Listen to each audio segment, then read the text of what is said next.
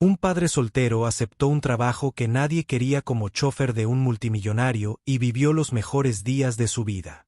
Jaque Martínez miraba fijamente la arrugada oferta de empleo en sus manos temblorosas. $150,000 al año por conducir para un multimillonario para el que nadie se atrevía a trabajar. Los otros hombres en la oficina de desempleo susurraban advertencias. 3 conductores antes de ti simplemente desaparecieron. La lonchera vacía de su hija estaba en el asiento del copiloto de su Honda destartalado, un silencioso recordatorio de otra cena de la que se privaría. La mansión se alzaba imponente a través de su parabrisas, las ventanas oscuras como ojos muertos observándolo acercarse. El dedo de Jaque se cernía sobre el timbre, sabiendo que los hombres desesperados no pueden elegir a sus demonios. Las palabras de su oficial de libertad condicional resonaron. Un error más, Martínez, y estás acabado. Pero, ¿y si este error nos salva a ambos? Las luces fluorescentes de la Oficina Estatal de Desempleo zumbaban como avispas furiosas, proyectando un resplandor amarillo enfermizo sobre las filas de sillas de plástico llenas de sueños rotos. Jaque Martínez estaba sentado en la esquina del fondo, con las manos callosas agarrando un vaso de café de poliestireno que se había enfriado hacía una hora. A sus 42 años, parecía mayor. La prisión tenía una forma de envejecer a un hombre de adentro hacia afuera. 3 años tras las rejas por robar suministros médicos para pagar los tratamientos contra el cáncer de su esposa. 3 años viendo a otros reclusos recibir cartas de sus familias mientras su buzón permanecía vacío. 3 años sabiendo que cuando saliera, el mundo solo vería una cosa: Scone. La carta de la escuela de su hija estaba doblada en el bolsillo de su chaqueta. Las palabras se le quedaron grabadas en la memoria. Sofía Martínez ha sido seleccionada para el programa de matemáticas avanzadas. Sin embargo, para participar se requiere una computadora portátil y honorarios por un total de $800. 800 pesos bien podrían haber sido 8 millones de pesos. Su última entrevista de trabajo terminó en el momento en que le hicieron la verificación de antecedentes. La expresión del gerente cambió de un optimismo cauteloso a una fría indiferencia en un instante. Nos pondremos en contacto, dijo, mirando ya al siguiente candidato. Sofía vivía ahora con su abuela, desde que Jaque se fue. A los 9 años, todavía creía que su papá lo arreglaría todo, todavía le guardaba dibujos de la escuela, todavía le preguntaba cuándo vendría a buscarla. Cada visita a ese apartamento tan pequeño era como tragar un vaso de agua. Su suegra, María, intentó ocultar las facturas atrasadas, pero Jaque las vio apiladas en la encimera de la cocina. Servicios, alquiler, comestibles, todo el peso que pesaba sobre los hombros de una anciana porque su yerno había tomado decisiones que en ese momento parecían correctas, pero ahora parecían veneno. La oferta de empleo había quedado rezagada entre otras en la comunidad. El tablero, como si alguien hubiera intentado ocultarlo. El sueldo saltaba de la página como un letrero de neón, pero fueron las conversaciones en voz baja las que le helaron la sangre a Jaque. Tommy Rodríguez, un chico que Jaque reconoció del barrio, se acercó y dijo: mi primo solicitó ese trabajo de conductor y nunca regresó de la entrevista. La policía encontró su coche abandonado en el centro, pero ni rastro de él. Otros asintieron con la sombría certeza de quienes han aprendido a no confiar en la buena suerte. Edmund Sterling. El nombre tenía peso en la ciudad, aunque nadie parecía saber exactamente por qué. Algunos decían que había amasado su fortuna en el sector tecnológico. Otros murmuraban sobre contratos gubernamentales y negocios turbios. En lo que todos coincidían era en que quienes se acercaban demasiado a Sterling tenían la costumbre de desaparecer, no de morir. Eso dejaría evidencia de que se desvanecían como si nunca hubieran existido.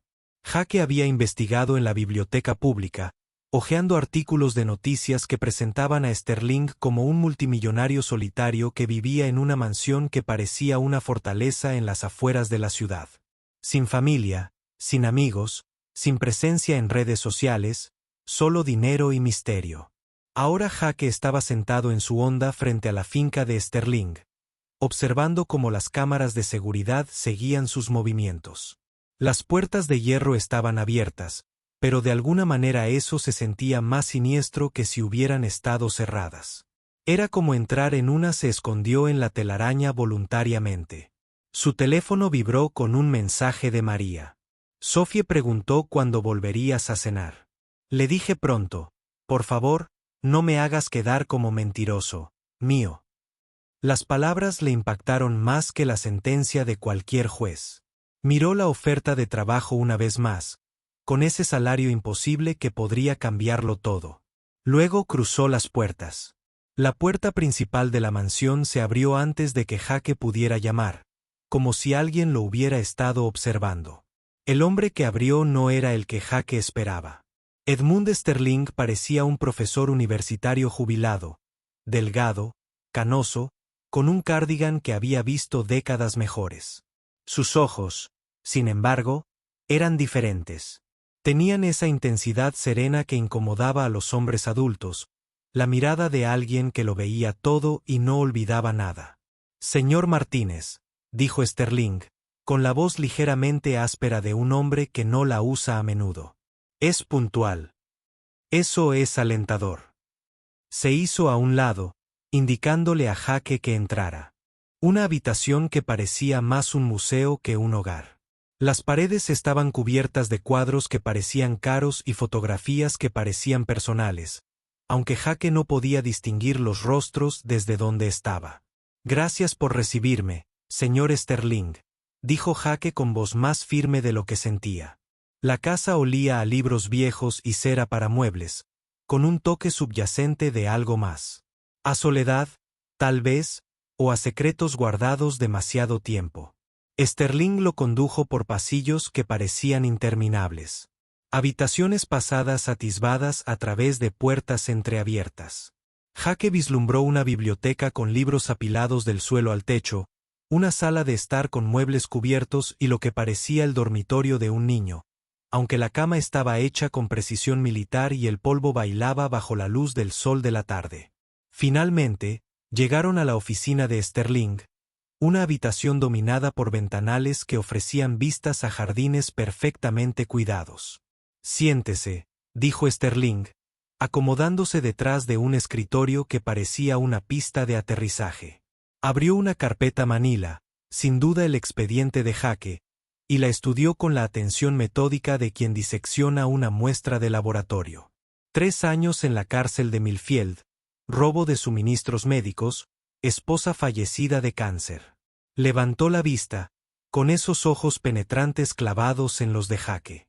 Dígame, señor Martínez, ¿qué lleva a un hombre a robar medicinas?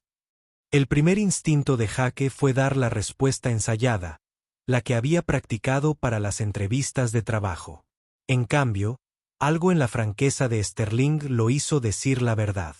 Porque ver morir a alguien a quien amas, sabiendo que podrías ayudarlo pero no puedes permitírtelo, te lleva a hacer cosas que nunca pensaste que harías. Sterling asintió lentamente, como si Jaque hubiera pasado una prueba invisible. ¿Y qué lleva a un hombre a solicitar un trabajo que, según todos en el pueblo, lo matará? Porque vivir no es lo mismo que estar vivo, dijo Jaque. Y ahora mismo solo estoy sobreviviendo. Mi hija se merece algo mejor. Durante un largo rato, Sterling no dijo nada. Se quedó mirando sus jardines vacíos. Cuando por fin habló, su voz se volvió más suave. El puesto requiere absoluta discreción. No se permiten preguntas sobre a dónde vamos ni con quién nos reunimos. No se puede hablar de mis asuntos con nadie. Y me refiero a nadie. Me llevarás a lugares que otros podrían considerar inusuales, a veces sospechosos. Verás cosas que podrían incomodarte. ¿Puedes con eso? Jaque pensó en la lonchera vacía de Sophie, en las facturas sin pagar de María, en cómo lo miraban otros padres cuando recogía a Sophie del colegio, cuando podía permitírselo. Sí, señor. El salario es de $150,000 anuales, más prestaciones, seguro médico que cubre a los familiares, uso de las habitaciones del personal si es necesario, aunque imagino que querrás mantener tu propia residencia. Sterling deslizó un contrato sobre el escritorio. Una cosa más, señor Martínez. Los hombres que trabajaban para mí antes no desaparecieron. Pasaron a mejores oportunidades que les ayudé a encontrar. Pero la gente prefiere historias dramáticas a verdades aburridas. Jake cogió el contrato, examinando los términos que parecían demasiado buenos para ser verdad. ¿Por qué yo? Se podía contratar a cualquiera con credenciales como estás. Sterling se recostó en su silla, y por primera vez, algo que podría haber sido una sonrisa cruzó su rostro. Porque, señor Martínez, he aprendido que un hombre que roba medicinas para su esposa moribunda es el tipo de hombre que entiende lo que realmente importa. Y lo que realmente importa es por qué necesito a alguien en quien pueda confiar plenamente. Mientras Jake firmaba al pie del contrato, no podía quitarse la sensación de estar al borde de un precipicio. Pero a veces pensaba que caer era la única forma de saber si podías volar. La primera semana de Jake trabajando para Edmund Sterling se sentía como vivir en un sueño despierto, donde nada tenía sentido, pero todo era demasiado bueno para cuestionarlo. El hombre, que supuestamente había hecho desaparecer a 3 conductores, pasaba la mayor parte del tiempo leyendo en su biblioteca o cuidando orquídeas en un invernadero que bien podría haber albergado una avioneta. Su rutina diaria era monótona, hasta el punto de resultar aburrida. Viajes matutinos a las citas médicas de Sterling, viajes al banco por la tarde, visitas nocturnas a lo que Sterling llamaba obligaciones comunitarias. Fueron las visitas nocturnas las que le pusieron los pelos de punta a Jake, la primera vez que Sterling le indicó que se detuviera detrás de un almacén en el distrito industrial. Las manos de Jake empezaron a sudar sobre el volante. La zona era de esas donde la gente se ocupaba de sus propios asuntos porque preguntar podía salir lastimado. Los grafitis cubrían casi todas las superficies, y las farolas que no habían sido disparadas proyectaban enfermizas nubes de luz amarilla que no llegaban a alcanzar las sombras entre los edificios. «Espera aquí», había dicho Sterling, bajando del sedán negro que Jake conducía ahora en lugar de su destartalado Honda. «Mantén el motor en marcha». Jake observó por el espejo retrovisor cómo Sterling desaparecía en el almacén por una puerta lateral. Abrió antes de que pudiera llamar. 20 minutos después, salió con 3 hombres que parecían salidos de una película de crímenes. Chaquetas de cuero, cadenas de oro y una postura que sugería que llevaban algo más que actitud. Uno de ellos le entregó a Sterling un grueso sobre Manila. Sterling le entregó algo a cambio, algo tan pequeño que cabía en un puño cerrado. El viaje a casa había sido silencioso, Sterling mirando por la ventana mientras la mente de Jake repasaba las posibilidades. Ninguna buena. Para la tercera semana, el patrón estaba claro. Las mañanas eran normales, visitas al médico, recados, alguna que otra visita al abogado de Sterling. Pero al ponerse el sol, se dirigían a lugares que Google Maps probablemente no incluía como negocios legítimos. Estacionamientos donde Sterling se reunía con hombres con trajes caros que hablaban en susurros y contaban dinero. Edificios abandonados donde adolescentes con miradas atormentadas intercambiaban mochilas con Sterling antes de desaparecer en la noche. Una vez, memorablemente, un cementerio donde Sterling dejó flores en una tumba, mientras que alguien a quien Jake nunca vio con claridad dejó un maletín junto a un cobertizo de mantenimiento. La conciencia de Jake le remordía con su cuenta bancaria. El primer sueldo había sido depositado directamente, tal como se prometió. Más dinero del que había visto en un solo lugar desde antes de que Sara enfermara. Había pagado el alquiler atrasado de María, le había comprado ropa nueva a Sophie. Por primera vez en años, la había llevado a cenar a un restaurante con servilletas de tela y camareros que no lo miraban como si fuera a robarle los cubiertos. Pero tarde en la noche, tumbado en el estudio que Sterling le había ayudado a encontrar, Jake miraba al techo y se preguntaba en qué se había metido. La parte racional de su mente le susurraba que conducía para un delincuente, que el dinero en su cuenta era sucio, que solo era un eslabón más en una cadena que probablemente terminaría con gente herida. La parte desesperada de su mente le susurró que Sophie había sonreído cuando la recogió del colegio en un coche que no hacía ruidos incómodos. Que María había llorado de alivio cuando le entregó el dinero del alquiler. Que por primera vez desde que salió de la cárcel, sentía que tal vez podría ser el padre que su hija merecía. La guerra entre esas voces llegó a su punto álgido una noche de jueves de octubre, cuando Sterling lo dirigió a un barrio que Jake reconocía. Era la zona donde había crecido, donde las pandillas reclutaban a chicos que no tenían nada que perder y mucho que demostrar. Sterling le hizo aparcar delante de un centro comunitario que Jake recordaba de su infancia, un lugar donde los voluntarios intentaban ofrecer a los chicos alternativas a la calle, aunque la calle solía ganar. «Señor Martínez», dijo Sterling, girándose en su asiento para mirar a Jake directamente. «Necesito que me acompañe esta noche». A Jake se le secó la boca. En todas sus excursiones nocturnas, Sterling nunca le había pedido que bajara del coche. «Señor, hay alguien a quien quiero presentarle». La expresión de Sterling era indescifrable en la penumbra. Alguien que podría ayudarle a entender lo que hemos estado haciendo. Contra todo instinto, gritándole que se marchara, Jake siguió a Sterling al centro comunitario. El vestíbulo estaba decorado con dibujos infantiles y carteles motivacionales que se esforzaban demasiado por inspirar. El sonido de voces llegaba desde una habitación al final del pasillo. Voces jóvenes, algunas riendo, otras discutiendo, todas con ese toque peculiar de madurez.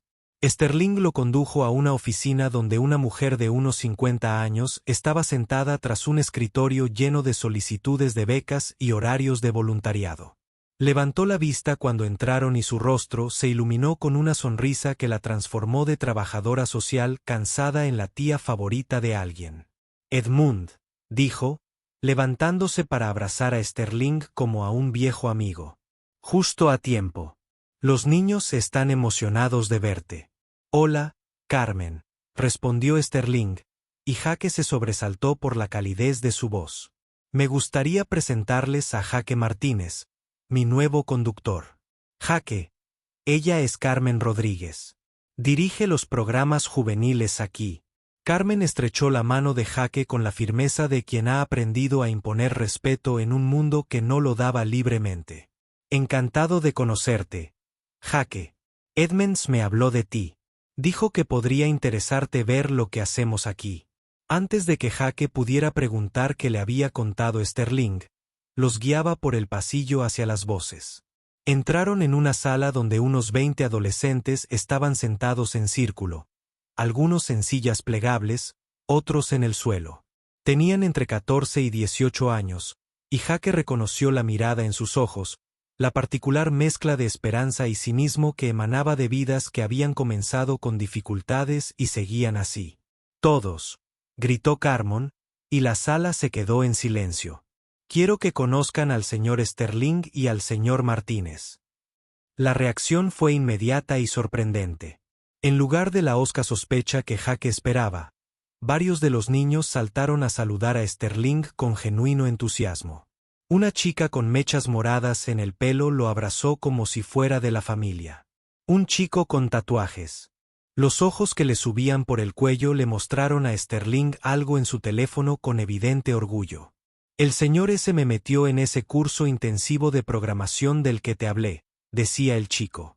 «En 6 meses tendré mi certificado. Ya hay una empresa interesada en contratarme». «Es maravilloso, Marcus», respondió Sterling, y Jake percibió un auténtico placer en su voz. «Has trabajado duro para esto». A medida que avanzaba la noche, Jake empezó a comprender. Esto no era solo un centro juvenil. Era un salvavidas. Sterling no era solo un visitante. Era un benefactor. Los adolescentes compartieron historias de oportunidades educativas, programas de capacitación laboral y segundas oportunidades, todo financiado por el hombre que Jake suponía que era un delincuente. Las reuniones en el almacén, los intercambios a medianoche, los paquetes misteriosos. No eran tráfico de drogas ni blanqueo de dinero. Era Sterling conectando a jóvenes con recursos, oportunidades y esperanza. De camino a casa, Jake finalmente recuperó la voz. ¿Cuánto tiempo llevas haciendo esto? 5 años, respondió Sterling, mirando las luces de la ciudad. Desde que murió mi hijo. Las palabras flotaron en el aire entre ellos como un puente que Jake no estaba seguro de estar listo para cruzar, pero se encontró a sí mismo preguntando de todos modos. ¿Qué pasó? Sterling guardó silencio tanto tiempo que Jake pensó que no iba a responder. Entonces, con una voz tan baja que Jake tuvo que esforzarse para oírla, dijo: David tenía 17 años. Un chico brillante, lleno de planes para cambiar el mundo. Conducía a casa desde la casa de un amigo cuando un conductor ebrio se saltó un semáforo en rojo. Sterling apretó las manos sobre su regazo. El hombre que mató a mi hijo había sido arrestado 2 veces por conducir ebrio.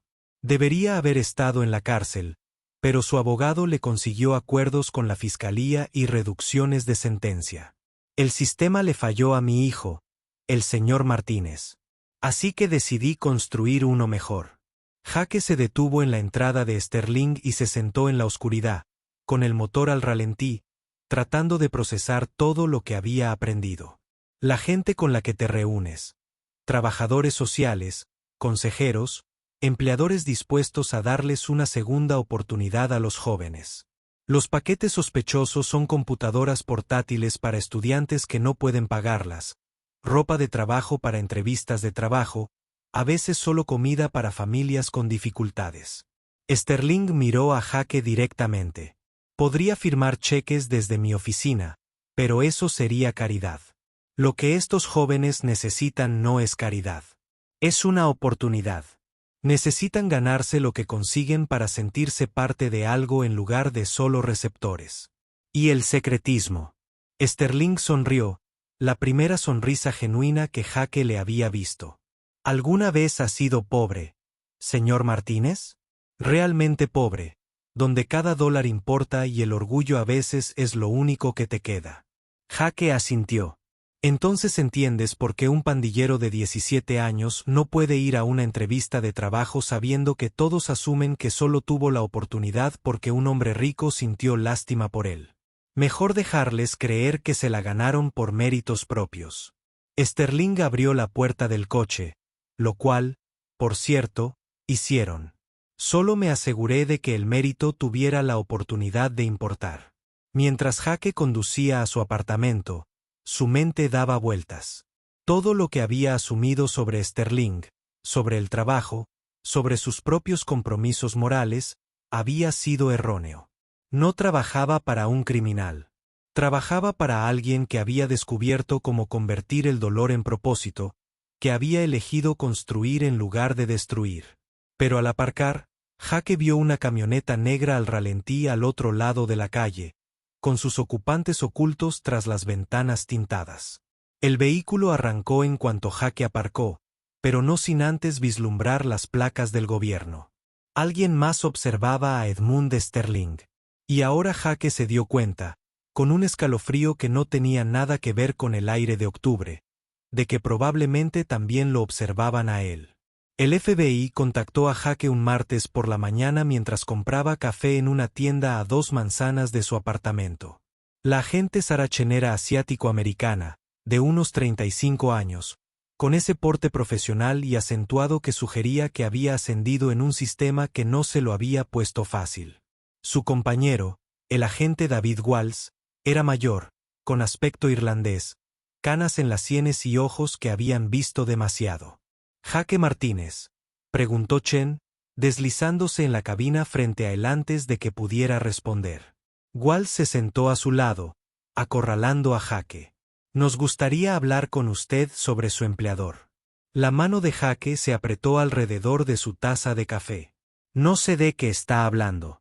«Edmund Sterling», dijo Walls con acento bostoniano. «Sabemos que lleva trabajando para él aproximadamente un mes. También sabemos que lo lleva a lugares interesantes». Chen abrió una tableta y la deslizó sobre la mesa. La pantalla mostraba fotos de vigilancia. El coche de Jake estaba aparcado fuera del almacén, fuera del cementerio, fuera de una docena de otros lugares que reconoció de sus paseos nocturnos con Sterling. En varias tomas, Jake pudo verse al volante, con el rostro claramente visible a pesar de la oscuridad. «Señor Martínez», dijo Chen, con voz más suave que la de sus compañeros. «No estamos aquí para arrestarlo. No te preocupes. Estamos aquí porque creemos que podrías ayudarnos a entender qué hace realmente Edmund Sterling. Lo llevo a lugares», dijo Jake con cuidado. «Eso es. Lugares donde se reúne con criminales conocidos», intervino Walls. «Lugares donde el dinero y los paquetes cambian de manos. Lugares donde las agencias federales han perdido la pista de fugitivos que misteriosamente desarrollan nuevas identidades». A Jake se le encogió el estómago. «¿Qué dices?» «Decimos», respondió Chen, «que Edmund Sterling lleva 5 años bajo investigación federal. Creemos que dirige una sofisticada operación que ayuda a los criminales a desaparecer. Nuevas identidades, antecedentes limpios, transporte a lugares seguros. Creemos que los 3 conductores que trabajaron para él antes que tú no renunciaron. Creemos que viven con nuevos nombres en algún lugar lejos de aquí». El café en la boca de Jake sabía a ceniza. «¿Y crees que soy el siguiente?» «Creemos. Walls dijo que estás en una posición única para ayudarnos a averiguar exactamente qué está haciendo Sterling y cómo lo está haciendo. Creemos que podría ser la solución que estábamos buscando». Chen se inclinó hacia adelante. «Jake, ¿puedo llamarte Jake? Sabemos de tu hija. Sabemos del dinero que Sterling te paga. No te pedimos que renuncies a eso. Solo te pedimos que prestes atención, que recuerdes los detalles, que nos ayudes a entender si Sterling está ayudando a la gente o haciéndoles daño». «¿Y si digo que no?» Los agentes intercambiaron una mirada. «Entonces sigues conduciendo para un hombre que podría ser uno de los criminales más peligrosos que nunca hemos podido atrapar», dijo Walls. «Y cuando finalmente lo atrapemos, y lo haremos, caerás con él. Cargos de conspiración, crimen organizado, complicidad en cualquier delito que podamos probar que haya cometido. Volverás a prisión, Jake, por mucho más tiempo esta vez». Jake miró las fotos de vigilancia, su propio rostro, capturado en docenas de momentos comprometedores. «¿Qué me pides exactamente que haga?», dijo Chen simplemente. «Grabar tus conversaciones con Sterling. Documentar a dónde te lleva y con quién se reúne. Ayúdanos a construir un caso. Y si se entera, probablemente estés muerto», dijo Wall sin rodeos. «Pero si no nos ayudas, probablemente vayas a prisión el resto de tu vida de todos modos. Al menos así tienes la oportunidad de proteger a tu hija de ver desaparecer a su padre otra vez». Dejaron a Jake sentado en la cafetería con una tarjeta de visita y 24 horas para decidir. La tarjeta parecía pesar 1000 libras en su bolsillo mientras conducía a recoger a Sterling para sus citas de la tarde. ¿Cómo podía sentarse en el mismo coche con el hombre, charlar del tiempo y fingir que todo estaba normal cuando los agentes del FBI le pedían que traicionara a la primera persona que le había dado una oportunidad real desde que salió de la cárcel? Pero a medida que avanzaba el día, Jake se encontró mirando a Sterling de otra manera. La tarde fue rutinaria. Banco, despacho de abogados, parada en una farmacia de lujo donde Sterling recogió una receta. Pero por la noche, Sterling lo dirigió a una nueva ubicación, un motel destartalado a las afueras de la ciudad, de esos que alquilan habitaciones por hora y no preguntan por la identificación. «Espere aquí», dijo Sterling, como siempre. Pero esta vez, Jake observó con más atención. Sterling llamó a la puerta de la habitación 17. Una mujer respondió, 25 y pico, rubia, con la mirada hundida de alguien que lleva mucho tiempo corriendo. Le entregó a Sterling una bolsa de la compra, recibió un sobre a cambio y regresó a la habitación en 30 segundos. Todo el intercambio había durado menos de un minuto, pero Jake había visto lo suficiente como para saber que no se trataba de programas juveniles ni de servicio comunitario. De camino a casa, Sterling estaba más callado que de costumbre. Cuando se detuvieron en un semáforo en rojo, Se volvió hacia Jake y le dijo: «Esta noche estás diferente». ¿Algo te preocupa? Jake se obligó a mirar a Sterling a los ojos. «Solo estoy cansado, supongo».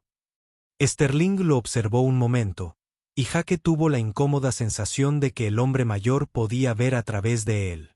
«Es importante tener cuidado en quien confías, Jake. En mi experiencia, las personas que parecen más preocupadas por tu bienestar suelen ser las que más planean hacerte daño». El semáforo se puso en verde y Jake condujo el resto del camino hasta la mansión de Sterling en silencio, con la tarjeta de visita del agente Chen ardiendo como un carbón en su bolsillo. Jake no durmió esa noche. Se sentó a la mesa de la cocina, mirando la tarjeta del agente Chen, mientras su café se enfriaba y su conciencia luchaba consigo misma. Al amanecer, había tomado una decisión. O tal vez la decisión se había tomado sola. No podía traicionar a Sterling, no después de ver lo que el hombre realmente estaba haciendo. Pero tampoco podía ignorar al FBI. No cuando tenían su futuro y el de Sophie en sus manos. El cable era más pequeño de lo que Jake era de esperar. Apenas del tamaño de un botón de camisa. El agente Chen se lo pegó al pecho en la parte trasera de una camioneta sin distintivos, con un toque clínico e impersonal. «Solo actúa con normalidad», le indicó. «No hagas preguntas capciosas. No intentes. Para que confesara algo. Déjalo hablar. Y si encuentra esto, probablemente estés muerto». «Ugant», dijo Walls desde el asiento delantero, sin molestarse en edulcorarlo. «Pero Sterling es listo. Si fuera a matarte, ya lo habría hecho. El hecho de que sigas respirando significa que confía en ti o que está planeando algo más grande». La mano de Jake temblaba mientras conducía hacia la mansión de Sterling esa mañana. El cable parecía estar transmitiendo su traición al mundo, aunque sabía que era invisible bajo su camisa. Sterling esperaba en su sitio habitual junto a la puerta principal. Pero algo era diferente. Su aspecto, normalmente inmaculado, estaba ligeramente despeinado. Su cabello plateado estaba despeinado y tenía ojeras que sugerían que había dormido tan mal como Jake. «Buenos días, señor Martínez», dijo Sterling mientras se acomodaba en el asiento trasero.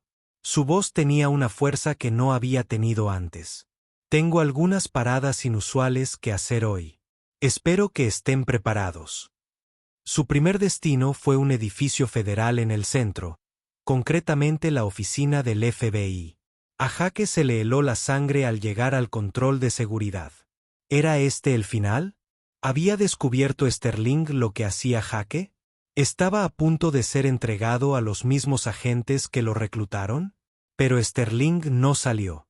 En cambio, bajó la ventanilla y habló con el guardia de seguridad. «Por favor, dígale al agente Morrison que Edmund Sterling ha venido a verlo. Él sabrá por qué». 20 minutos después, un hombre de unos 50 años salió del edificio. Era alto, canoso, con el porte de alguien acostumbrado a la autoridad. Se acercó al coche con cautela, sin apartar la mirada del rostro de Sterling. «Edmund», dijo el hombre por la ventanilla. «¿Cuánto tiempo?» «Hola, Jim», respondió Sterling. «Creo que es hora de que tengamos esa conversación». El agente Morrison, si ese era su verdadero nombre, miró a Jake y luego a Sterling. «De hecho, su chofer se queda en el coche», dijo Sterling, volviéndose para mirar directamente a Jake. «Creo que el señor Martínez debería oír esto. Después de todo, le concierne directamente». El corazón de Jake latía con fuerza contra sus costillas mientras Morrison se sentaba a regañadientes en el asiento del copiloto. El cable le presionaba el pecho como un secreto culpable, grabando cada palabra de lo que estaba seguro que sería su sentencia de muerte. «¿Sabes por qué estoy aquí, Jim?», empezó Sterling.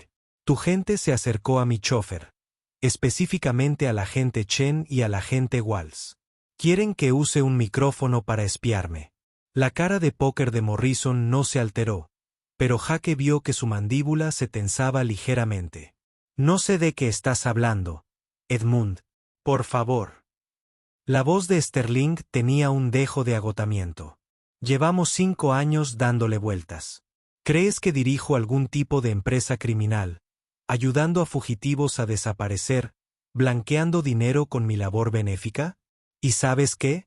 No te equivocas del todo. El mundo de Jake se tambaleó. El cable estaba grabando la confesión de Sterling de delitos federales, y Jake estaba sentado justo en él, en medio de todo. Pero tú tampoco tienes toda la razón, continuó Sterling. Sí, ayudo a desaparecer a la gente, pero no a criminales, Jim. Testigos, víctimas, personas que tu propio sistema no ha protegido.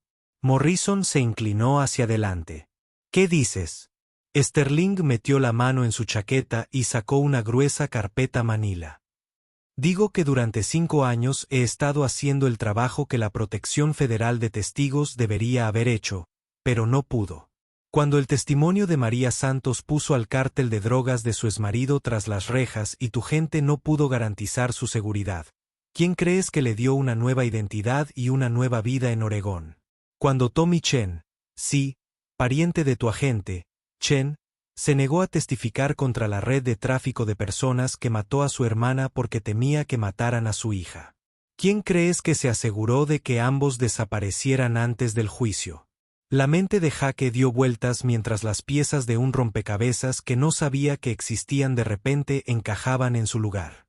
Las misteriosas reuniones, los sobres con dinero, el personas que parecían huir de algo. Huían, pero no de la ley. Corrían hacia una seguridad que el sistema oficial no podía proporcionar. Han estado operando un programa de protección de testigos no autorizado, dijo Morrison. Y por primera vez, su voz transmitía algo más que sospecha. Dios mío, Edmund, ¿tienes idea de lo ilegal que es eso? ¿Tienes idea de cuánta gente está viva gracias a lo que he hecho?, replicó Sterling. ¿Cuántos niños duermen seguros en camas esta noche porque les di a sus padres una forma de testificar contra monstruos sin firmar sus propias sentencias de muerte? Morrison abrió la carpeta que Sterling le había dado, escaneando documentos que Jake no podía ver, pero sí adivinar. Registros, testimonios, pruebas de vidas salvadas gracias a la red encubierta de Sterling. ¿Por qué ahora?, preguntó Morrison finalmente. ¿Por qué me lo cuentas ahora? Sterling miró a Jake por el retrovisor, y esos ojos penetrantes. Tenía algo que podría haber sido motivo de arrepentimiento. Porque el señor Martínez no merece verse atrapado en medio de nuestra guerra. Porque hace 5 años, perdí a mi hijo por culpa de un sistema que prioriza el procedimiento sobre la protección. Y decidí construir algo mejor. Pero tengo 68 años, Jim. Estoy cansado y necesito saber que lo que he construido continuará después de mi muerte. El silencio en el coche se prolongó hasta que Jake creyó gritar. Finalmente, Morrison cerró la carpeta y miró a Sterling. ¿Qué quieres? Inmunidad para mi red. Reconocimiento oficial por lo que hemos estado haciendo. Una forma de transformar nuestras operaciones en algo que funcione dentro del sistema en lugar de a su alrededor. La voz de Sterling era firme, pero Jake podía oír los años que llevaba esta carga solo. Y quiero que el señor Martínez quede completamente al margen. Solo es un conductor que necesitaba trabajo. No merece pagar por mis decisiones. Morrison guardó silencio un largo momento y luego cogió su teléfono. Necesito hacer algunas llamadas. Mientras Morrison salía del coche y caminaba de vuelta al edificio federal, Sterling se giró para mirar a Jake directamente. Ya puede quitarse el cable, señor Martínez. Supongo que el agente Chen le dio uno de esos pequeños botones. Son bastante sofisticados hoy en día. La cara de Jake ardía de vergüenza mientras se quitaba la camisa torpemente, quitándose el cable con manos temblorosas como hojas. ¿Lo sabía? Lo supe desde ayer por la mañana, dijo Sterling con suavidad. De la misma manera que sabía que el agente Morrison estaría esperando mi llamada, que todo este elaborado baile me estaba llevando exactamente a este momento. No lo entiendo. Sterling sonrió, y era la expresión más triste que Jake había visto en su vida. Hace 5 años, Cuando el FBI empezó a investigarme, contacté con un viejo amigo, Jim Morrison. Servimos juntos en Vietnam, cuando éramos jóvenes y creíamos que podíamos salvar el mundo. Le conté lo que planeaba hacer y me dijo que si alguna vez me atrapaban, intentaría ayudarme a encontrar la manera de legalizarlo. Jake miró fijamente al hombre mayor, y la comprensión surgió como un amanecer frío. Todo esto estaba planeado. Que me contactara el FBI, que llevara el micrófono, esta conversación. No todo, dijo Sterling. No podría haberlo planeado, Jake. No podría haberlo planeado para alguien que me recordara lo que se siente confiar completamente en otra persona. Hizo una pausa, mirando el edificio federal donde Morrison presumiblemente estaba haciendo esas llamadas. Pero sí, he estado trabajando para que llegara este momento durante mucho tiempo. La pregunta es, ¿qué pasa ahora? Jake miró el micrófono en sus manos, luego a Sterling, luego al edificio donde su futuro se decidía por personas que no conocía. Por primera vez desde que salió de prisión, sintió que tenía una decisión que realmente importaba. ¿Qué pasa ahora?, dijo Jake, guardándose el cable en el bolsillo mientras íbamos a ayudar a más niños que necesitaban una segunda oportunidad. La sonrisa de Sterling esta vez no era triste en absoluto. 6 meses después, Jake Martínez estaba en el vestíbulo de la recién bautizada Fundación Sterling para Segundas Oportunidades, viendo a su hija Sophie ayudar a otros niños a conectarse a las computadoras donadas por empresas tecnológicas de toda la ciudad. La colaboración oficial de la Fundación con las fuerzas del orden federales se había anunciado hacía 3 meses, en medio de una tormenta mediática que pintaba a Sterling como un héroe justiciero o un peligroso delincuente, según el canal de noticias que se viera. A Jake no le importaba la atención mediática. Le importaba que Sophie ahora asistiera a una escuela privada con una beca completa, que viviera con él en un apartamento de 2 habitaciones que realmente podía pagar, y que cuando le preguntara a qué se dedicaba, pudiera decirle la verdad. Ayudaba a quienes necesitaban ayuda. A Sterling se le había concedido inmunidad a cambio de entregar toda su red a la supervisión federal. El protocolo Sterling estaba siendo estudiado por las agencias policiales de todo el país como modelo para proteger a los testigos que se habían quedado al margen de los programas tradicionales. 3 audiencias en el Congreso y una revisión del Departamento de Justicia después, los métodos de Sterling estaban siendo adoptados discretamente por agencias que habían pasado 5 años intentando desmantelarlo. «Papá», gritó Sophie, interrumpiendo sus pensamientos. «El señor Sterling quiere hablar contigo». Jake encontró a Sterling en su oficina, que se parecía notablemente a la de su mansión, con ventanas que iban del suelo al techo y vistas a la ciudad. La principal diferencia residía en las fotografías de su escritorio. No solo la foto de su hijo David, que siempre había estado allí, sino otras nuevas. Fotos de las ceremonias de graduación de la fundación, fotos de expandilleros recibiendo certificados de capacitación laboral, instantáneas de familias que habían tenido segundas oportunidades y las habían aprovechado al máximo. La familia Peterson llegó sana y salva a su nuevo hogar en Montana. Sterling dijo sin preámbulos. La señora Peterson comienza su nuevo trabajo como cajera de banco la próxima semana. Los niños están matriculados en la escuela. Sus nuevos nombres. Jake asintió. Los Peterson habían sido el primer caso oficial de la fundación bajo la nueva Alianza Federal. Una familia cuyo testimonio contra una célula de terrorismo doméstico los había puesto en peligro de muerte. 6 semanas atrás, vivían con miedo, temerosos de salir de casa. Ahora estaban construyendo una nueva vida en un lugar donde nadie conocía su historia. El agente Morrison llamó esta mañana. Sterling continuó. El Departamento de Justicia quiere expandir el protocolo Sterling a 12 ciudades más. Me preguntan si estaría dispuesto a capacitar a su gente. Son buenas noticias, ¿verdad? Sterling guardó silencio un momento, contemplando el horizonte de la ciudad. ¿Alguna vez te preguntas, Jake, si realmente estamos marcando la diferencia o si solo estamos poniendo curitas a problemas demasiado grandes para resolver? Jaque pensó en la pregunta sobre los adolescentes del Centro Juvenil de Carmen Rodríguez que ahora tenían capacitación laboral y becas universitarias. En familias como los Peterson que podían dormir sin miedo. Sobre su propia hija, que crecía creyendo que su padre era alguien de quien enorgullecerse. Creo que Jaque finalmente dijo que cada persona que tiene una segunda oportunidad es una victoria, y que tal vez si tenemos suficientes pequeñas victorias, se sumen para algo más grande.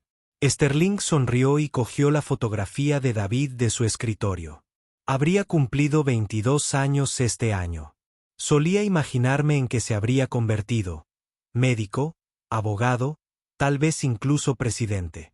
Ahora pienso en todos los jóvenes a los que hemos ayudado y me pregunto si tal vez esto es lo que él hubiera querido. Tal vez este sea su legado. Jaque salió de la oficina de Sterling y regresó a la zona principal de la fundación, donde Sophie estaba enseñando a un grupo de niños pequeños a usar un programa de dibujo en las computadoras. Levantó la vista al verlo y lo saludó, con el rostro radiante de la alegría que da sentirse útil, de formar parte de algo importante. Mientras Jaque le devolvía el saludo, pensó en la noche que estuvo sentado en su coche frente a la mansión de Sterling, tan desesperado como para aceptar un trabajo que, según todos, lo mataría. Había estado buscando dinero, luego una manera de sobrevivir. En cambio, encontró algo que ni siquiera sabía que le faltaba.